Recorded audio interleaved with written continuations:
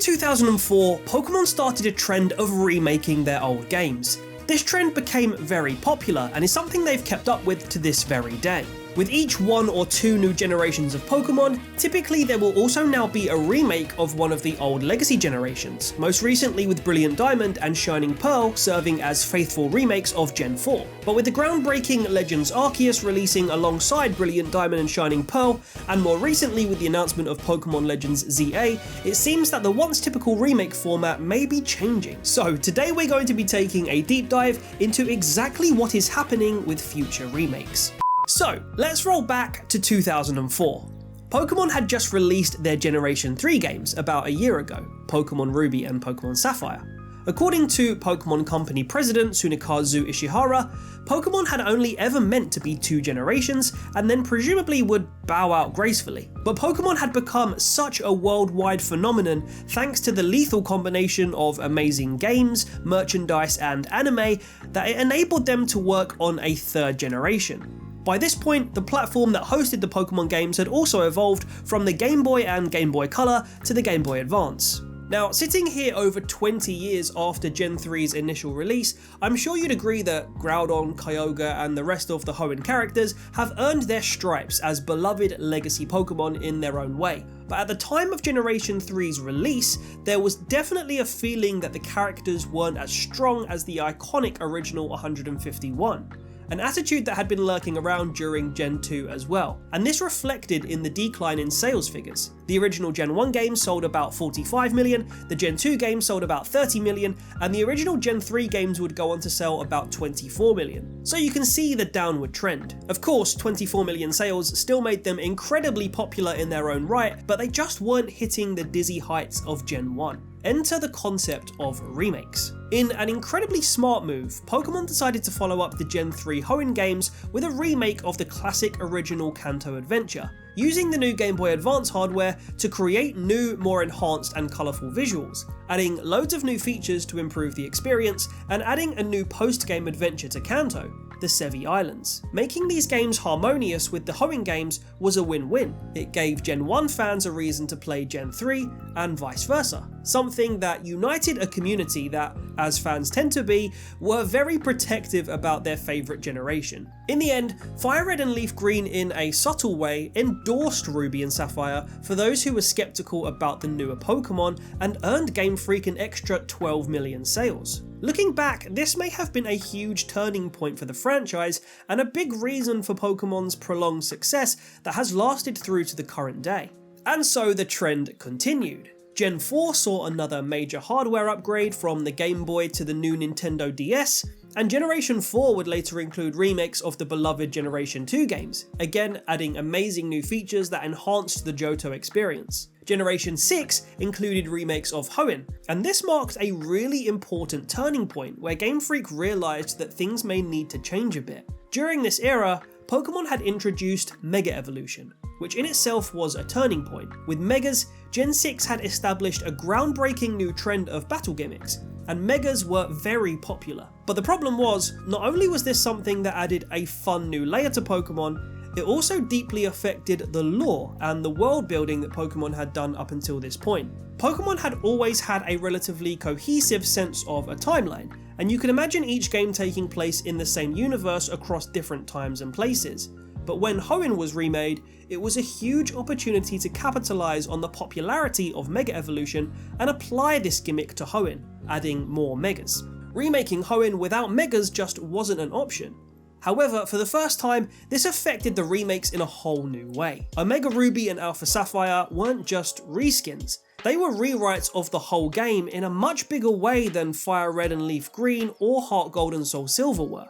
Sure, the same basic series of events happened, but Game Freak added in the lore of Mega Evolution and Primal Reversion into the Hoenn story, even using Rayquaza as a fundamental piece of the origins of Mega Evolution. Sure, Fire Red and Leaf Green added some new features, but you could still generally imagine them as reskins of the older games, as the main story was fundamentally the same. Oras, however, would go on to prompt questions from fans that cared about the world building and lore side of things.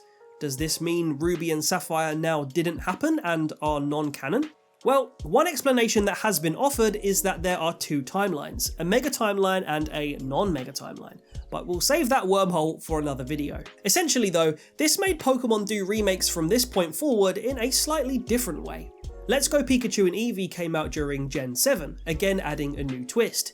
These games were meant to be Gen 1 remakes, specifically remakes of Pokemon Yellow. But similarly to how ORAS capitalised on the popularity of Megas, Let's Go would capitalise on the popularity of the mobile game Pokemon Go, featuring no wild Pokemon battles in favour of using the Switch Joy-Cons to catch Pokemon like you do in Pokemon Go. And it reintroduced Megas after the new Gen 7 battle gimmick of Z-moves was met with a less positive response. Again, whilst Let's Go sold pretty well and redesigned tile-based Kanto in beautiful 3D, it had its fair share of criticism when it came to main series lore and gameplay, with not everyone being fond of them including the Go gimmicks in the main series. It also had the added complication of making the original Kanto the first Pokemon game that entered a third round of main series remakes, as Fire Red and Leaf Green had already done this, albeit on a handheld console and 13 years prior. And so that brings us to our most recent remakes, Gen 4. For the first time ever, I believe this is where someone at the Pokemon Company had really cottoned on to the fact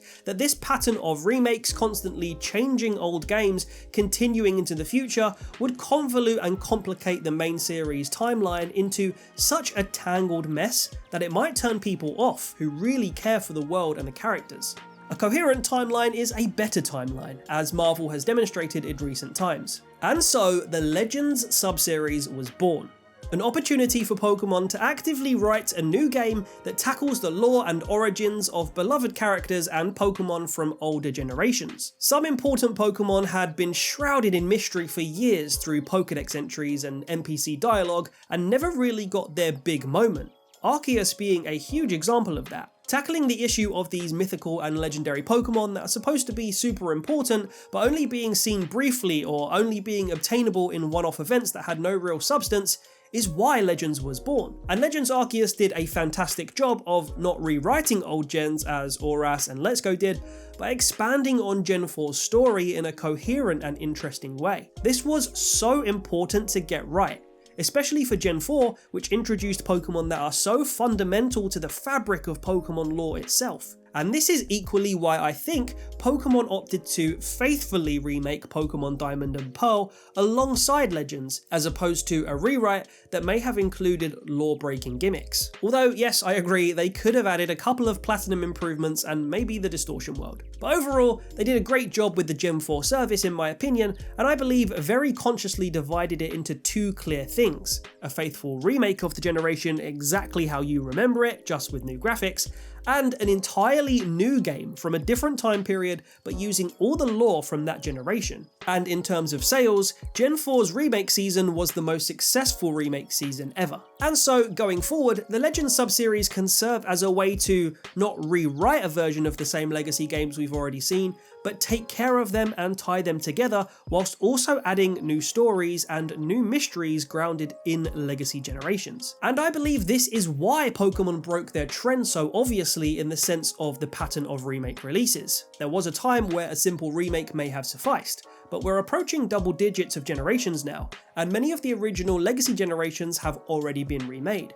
So if the trend continues, some generations are going to be due their third rewrite, or a remake of a remake if you will. Let's Go kind of was that, but I think Game Freak have clocked on that this may not be sustainable or best practice from a lore perspective. According to the historical release pattern, Generation 2 and Generation 5 are due attention before Generation 6, but Gen 2 has already been remade, and Gen 5 already has sequels, and is one of the most complete stories. So I believe Pokemon is now steering away from that simple remake format in favour of revisiting older generations in more meaningful ways. And this doesn't necessarily have to be limited to just Legends games either.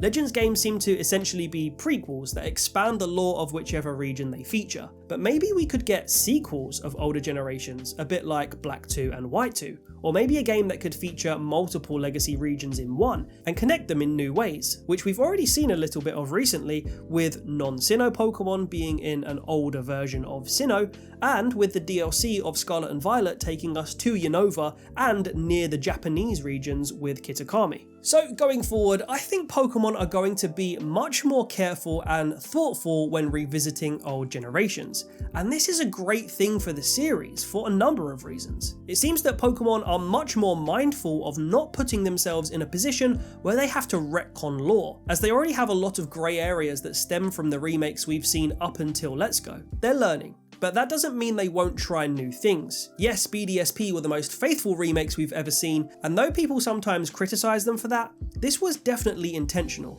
It was never the idea of being faithful that was the mistake. It was the fact that BDSP ignored elements of Platinum that had already improved the experience of modern Sinnoh. But it's crucial to remember that they released Legends Arceus basically at the same time, which was a totally new story, and it expanded and enriched Sinnoh's story, even tying it to other regions. So if you think of BDSP and Legends as the Gen 4 service, they work in perfect harmony. We got authentic remakes with modern graphics, and an original new story set in a different time period of the region. We were kind of spoiled in that regard. So what does this all mean for future games and Legends ZA?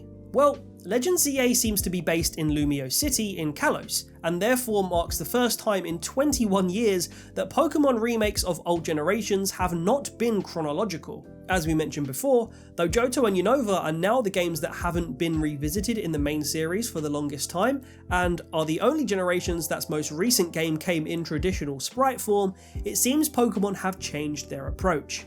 Gen 2 already has beautiful looking remakes with Heart Gold and Soul Silver, and Black and White already have sequels that give it one of the most complete stories. And whilst there is lots of lore to tap into in both of these generations, and whilst I think Gen 2 and 5 will get the Gen 4 remake treatment at some stage, Pokemon clearly want to be less predictable and more agile with their legacy generation games, perhaps prioritising the areas of their overall catalogue that feel the least complete, or that they feel they have more to add to. Everyone knows that Pokemon Z was probably originally supposed to happen after Oras to complete the Gen 6 story and tie in Zygarde, but for whatever reason, Pokemon Sun and Moon took priority, and elements of Zygarde's story ended up actually getting wormed into those games as a side quest. So when Game Freak staff were at their headquarters deciding on what should come after Scarlet and Violet, it seems they came to the conclusion that bucking the chronological trend and instead focusing on what game felt right to make should take priority over a somewhat meaningless pattern of numbers.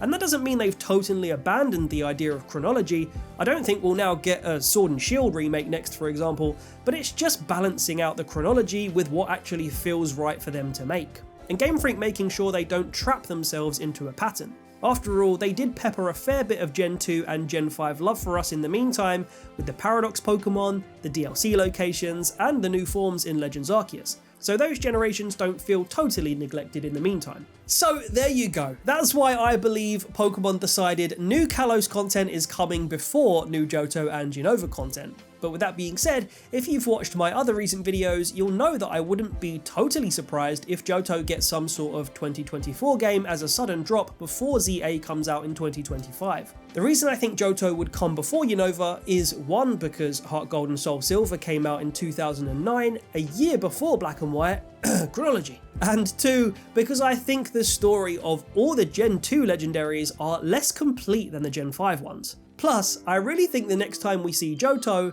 it won't be a faithful remake, at least not by itself. And I think there's a good chance they are somehow going to tie neighbouring Kanto into it as one big game. After all, it's never really a bad move to give love to the original generation in some sort of new way. But I'll get into all that in another video very soon, so let me know all your thoughts and opinions down in the comments, and until next time, love you gang.